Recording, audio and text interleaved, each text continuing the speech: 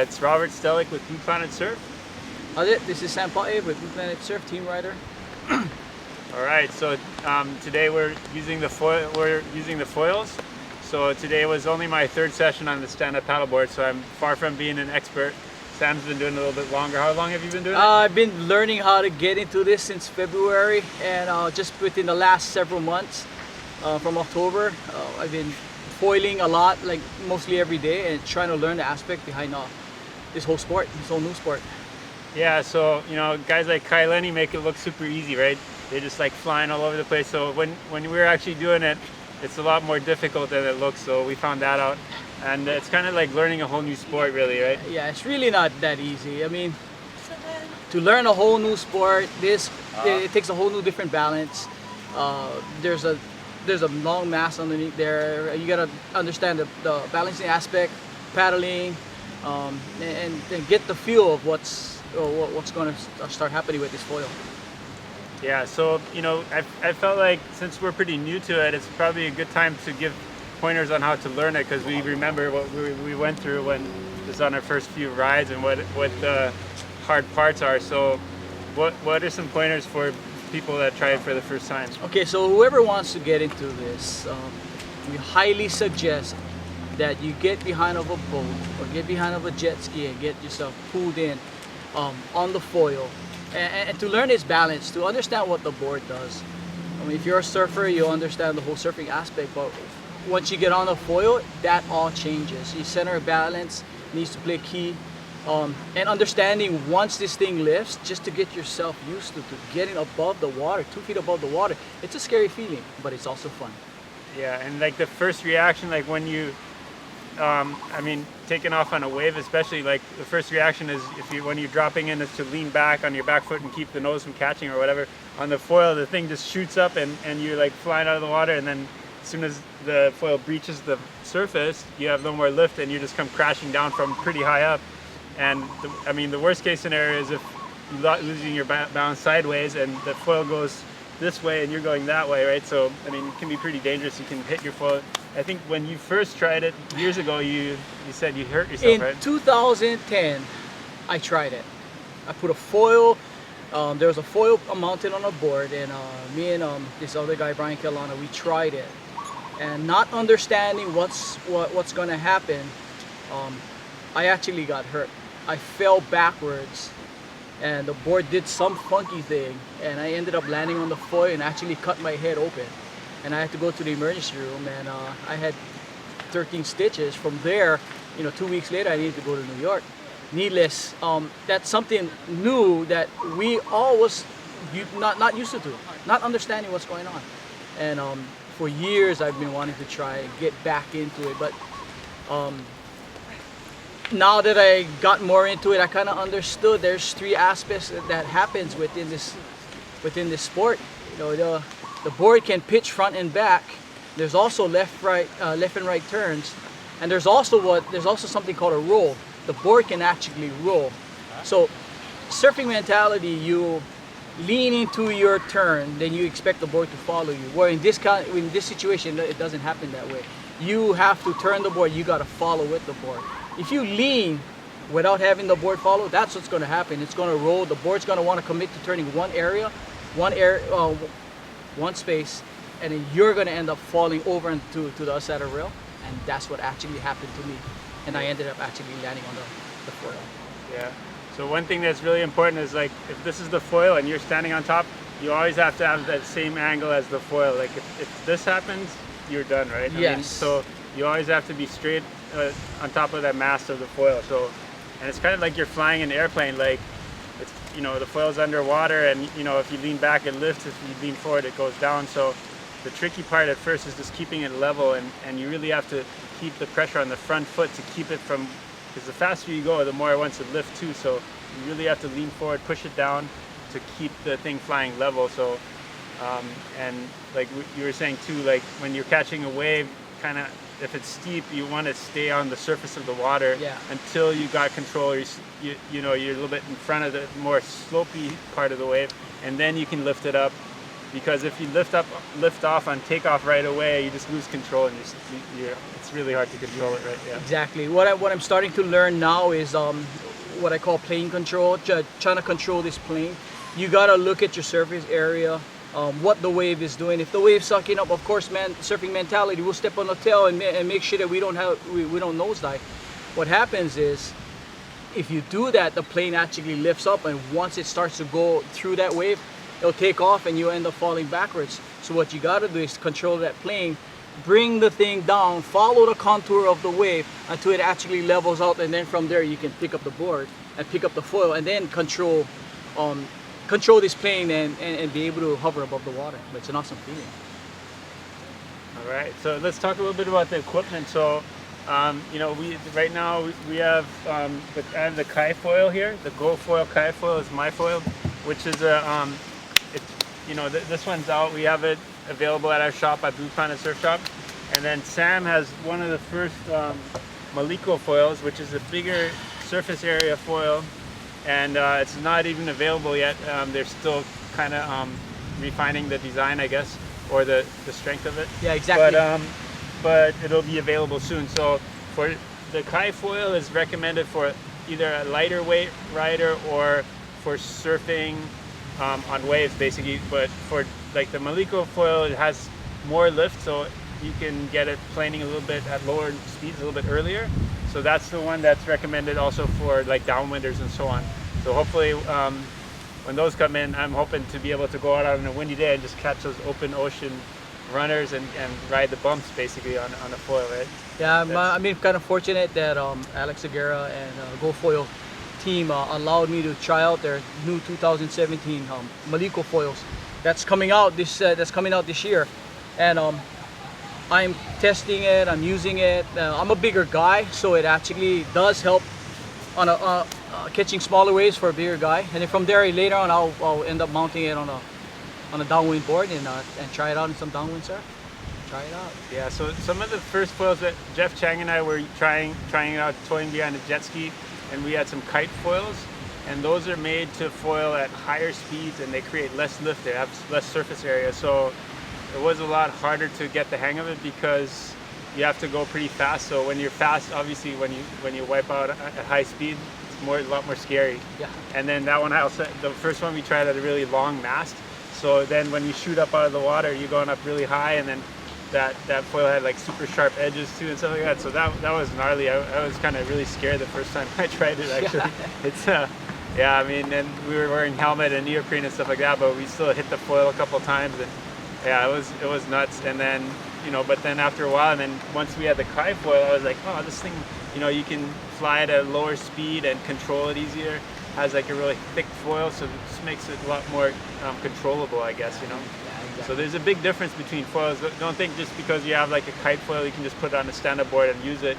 It probably doesn't have enough lift to really get you and the board and everything flying, and at a speed where you can control it.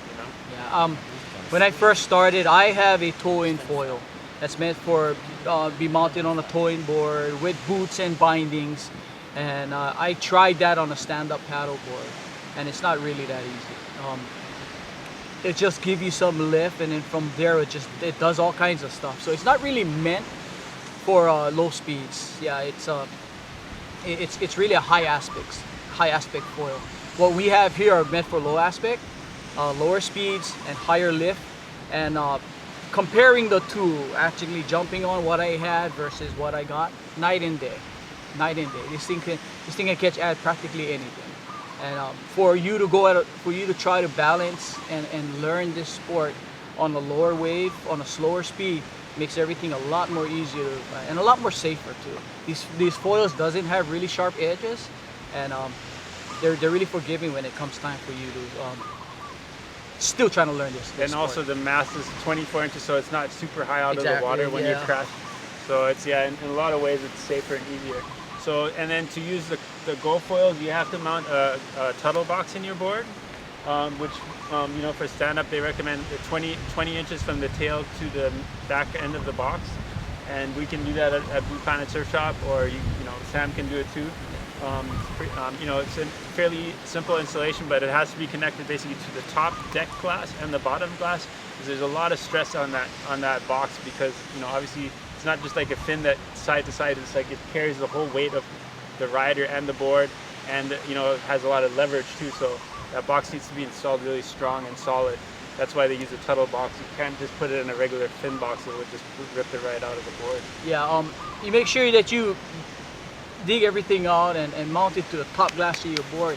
If you got some type of foam that's in between there, you got to keep in mind there's a lot of leverage on here. So if there's a gap in between there that's made out of foam that you thought it should be enough, and you don't take it directly to the glass, what's happening is there's a void there, and eventually that box will end up moving. This foam will end up giving, and without you even knowing, eventually it'll start wiggling, and then it'll start doing all kinds of stuff, and it won't have that solid bond that you need to your board. So it's best you make sure you dig out the board and then glass it direct.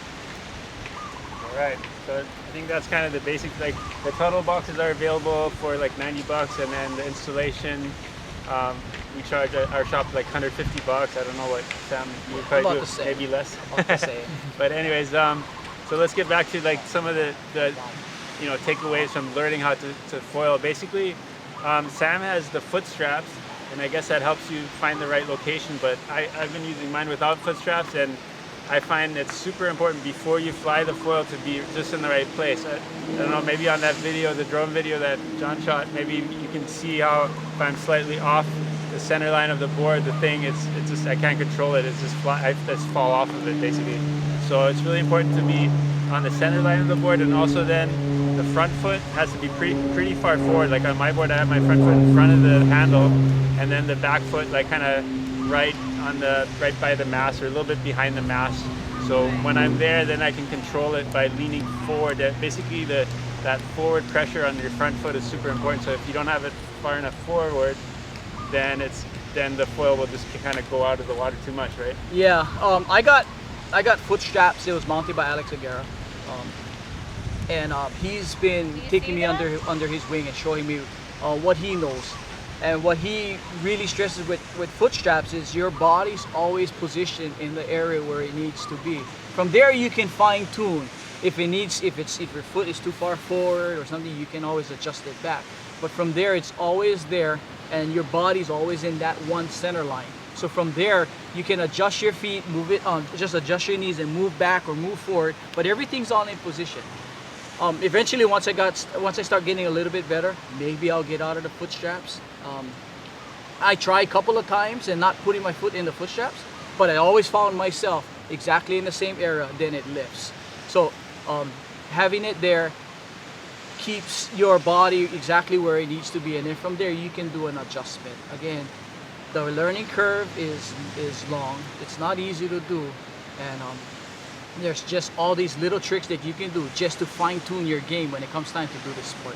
So when I was watching you catch the wave, it looked like you had your front foot in the strap when you're catching the wave, and then once you're in the wave, then you put your back foot in the back strap, or? Yeah, what I usually do is when I start to get myself into position, my front foot, since I'm goofy-footed, my front foot is already in the strap, while my back foot is basically right next to each other, so I can still paddle and move wherever I need to go. Once I start getting myself into position, this board, once the board starts to pick up on the wave, I'm already in position from there. Take this back feet, looking at the wave, seeing what happens, and my feet is already feeling what it needs to feel. Put my foot in the foot strap, take off, and then from there, watch what I need to do. Do I need to lift up on the board?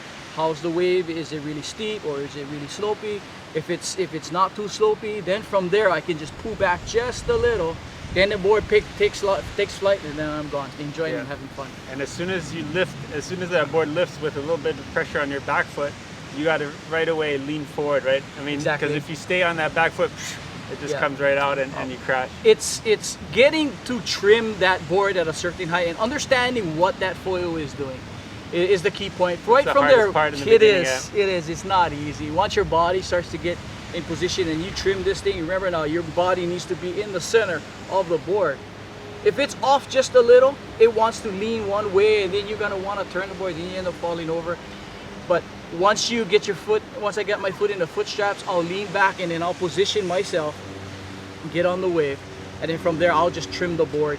Eventually, at some point in time, if I'm not paying attention to the wave, if the wave picks up just a little, then it takes flight. I'm airborne, the foil comes on, and then it loses speed, it drops in, and then the whole board drops, and you got to do everything all over again. But however, the more you keep doing, the more you keep getting at it, the more you understand what your board does and what you can do.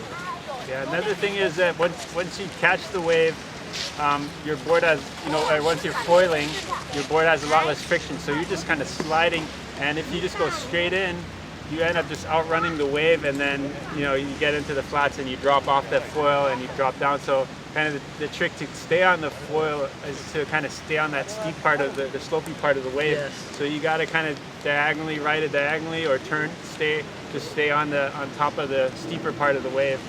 Because once you exactly. No, exactly. Once you start getting on the wave, if you can turn the foil again, you gotta follow with the board. If you do a lot of, if you lean on it without turning the board, you're gonna fall. So there's a lot of heel and toe movement. If you want to turn left, all you do is just put pressure on your toe. Then the board's gonna want to tilt. Then you want to follow forward. You can stay on the face of that wave and just run and come right back around. This thing picks up speed so fast that you'll be able to make sections come back around without staying in the flat part. Once you start to flatten out and straighten out, you see on some of the videos, the board ended up coming down.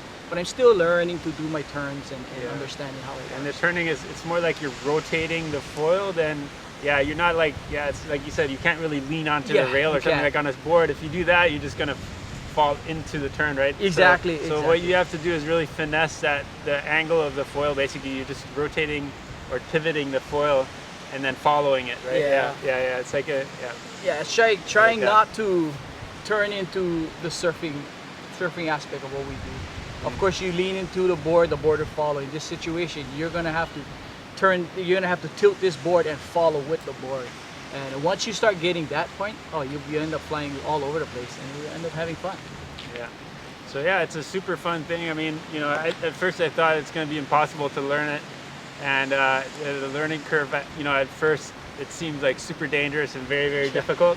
But then, once you get it to fly and you get that feeling of having no drag, and you kind of you start to feel comfortable in that floating flying position. Exactly. Then you're like, wow, this is awesome, So it's an incredible feeling, and you feel like a little kid catching your first wave again, So it's definitely something really cool, and I'm really excited about it. I think it's going to be a big thing. Yeah. It's going to be fun. It's going to be, once you start enjoying this whole safety aspect behind this, we really stress that you can go to places where there's not really too much crowd. There's other places out there. Once you get the feel for it, you could go to some unridden spots, and try not to go with the crowds, because this thing is, it can be dangerous depending on who's operating or who's surfing on it. It's definitely not recommended to ride it in a crowded spot. I mean, especially as a beginner, you want to find as little people as possible. And really the only important part is to have a wave that's steep enough to take off on.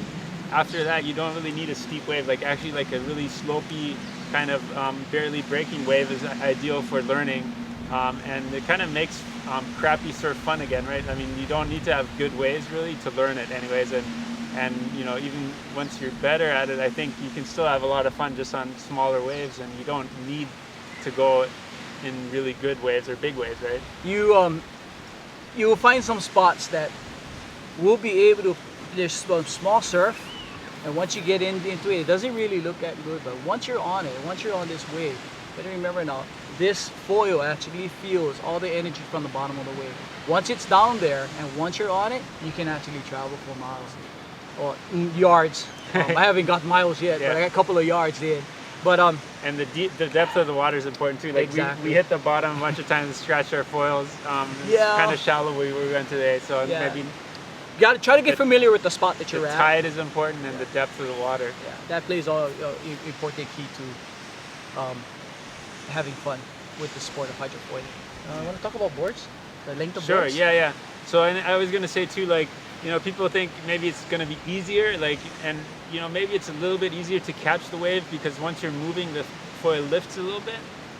But basically, Sam's definitely a good surfer. I'm an okay surfer, I would say, but You know, like if you don't know how to take off on a wave and don't know how to surf without a foil, don't try it with a foil. Like first learn how to surf on a regular stand-up board, and then think about learning how to foil. But if you don't know how to surf, don't try to do it without first learning how to surf a regular stand-up or surfboard. Yeah. And then the boards, yeah, I would say it has to be a board that you're comfortable on without the foil on it. You know, the foil does add, it's like that mass on the foil is like a huge fin, right? So it's like you're having this big fin underneath you. So it does give you extra stability to some degree, but you know, if you're like slowly leaning or the front to back balancing, it's not that much different than without the foil, right? So it should be a board that you can surf or paddle on without the foil on it, I think, you know? Yeah, I highly suggest a board that you can go out, stand up paddle and surf on the smallest board that you can feel comfortable on. You don't want to try a board that, you know, this board is short, so maybe I'll throw a foil on it, and you're not comfortable with it. What happens is you're going to have more struggles in trying to catch a wave and understanding what this foil does. Again, it does all kinds of stuff.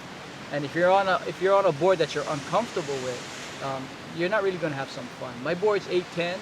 I'm a big guy. So from there, that's a comfortable board for me to surf on. Yeah, and then your board is... Yeah, actually mine is 80 by 31 and his is 810 by 31. So yeah. They're still fairly wide boards, wide but kind of stubby, and you know, you do want it as compact as possible because like the front to back, you know, you don't want the nose and the tail to catch when you're kind of leaning forward or leaning back. Yeah. So once you're flying, the board should be as small as possible. I mean, you don't really need a board. All you need is a platform to stand on.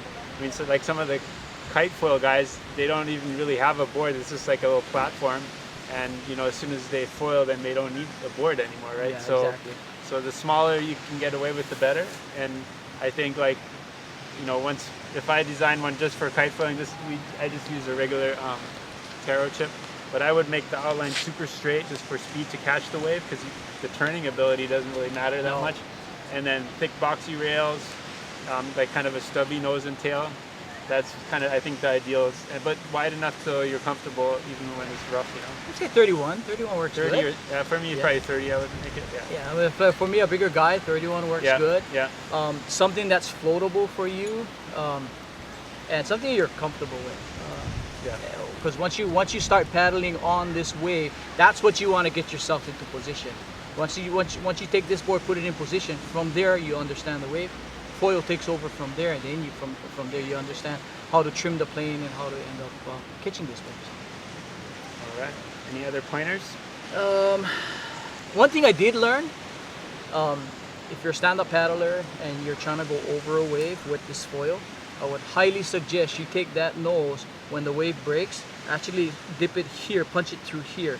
Don't let it go up here, because what happens is this plane takes off here, and once you go up this thing, this wave right here, this energy wants to lift this board, lift this plane, which lifts that board, which throws you big, which ends up you flying all over the place. So I highly suggest, again, if you end up running into that situation, if you can just punch and keep this nose down, what's happening is once you punch through here, it keeps this nose down, punching through the wave, and then from there you can balance and go over. Do not go up over it, punch right through it. That's a good pointer. It's safer. And then when you first catch the wave, just I would say just lean forward and keep the nose down until you're kind of out of that really steep part of the wave. You know, if you're taking off on a steeper wave, you know, and you don't really want to go on it and do steep takeoffs in the beginning. You know, just find a slopey wave that you have to paddle pretty hard to get into, and then slowly try to get on that, to get the board flying. You know. I've been learning and trying to do this transition, and I've done it yesterday. Once you start going into a steeper wave, of course you want to try and lift up this nose, but once your body starts, or once you start understanding what this plane does, once you start going down, you can practically lift the board up just a little, trim it out just so you can clear, not pro diving, but just enough to clear it, flatten it out, and then you end up lifting up. But then again, it takes time and practice, but you can do it.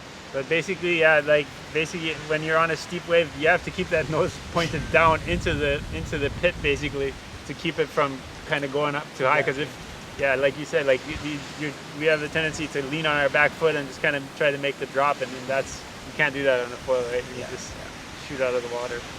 Yeah, I wanted to mention too, Jeff Chang has a jet ski, and he said he might offer Awesome. lessons for like towing behind the jet ski, which we highly recommend. Like Sam was saying, you want to learn how to fly that foil behind a boat or jet ski first before you try to get in the waves. I think that's really important. If you're trying to foil while you're catching a wave, learning how to foil while you're catching a wave is going to be super difficult. So if you can get that feeling for how to fly the foil before you try to go in the surf, it's highly recommended. So if you're interested, contact Wet Feet or Jeff Chang on that one. All right, thanks for watching on New Year's Day here, 2017, first day of 2017. And I hope you enjoy this little summary of how to use the foil boards safely and get out there and have fun on them, but don't hurt yourself. And yeah, if you like the video, please give us a thumbs up on YouTube and subscribe to our channel. Aloha.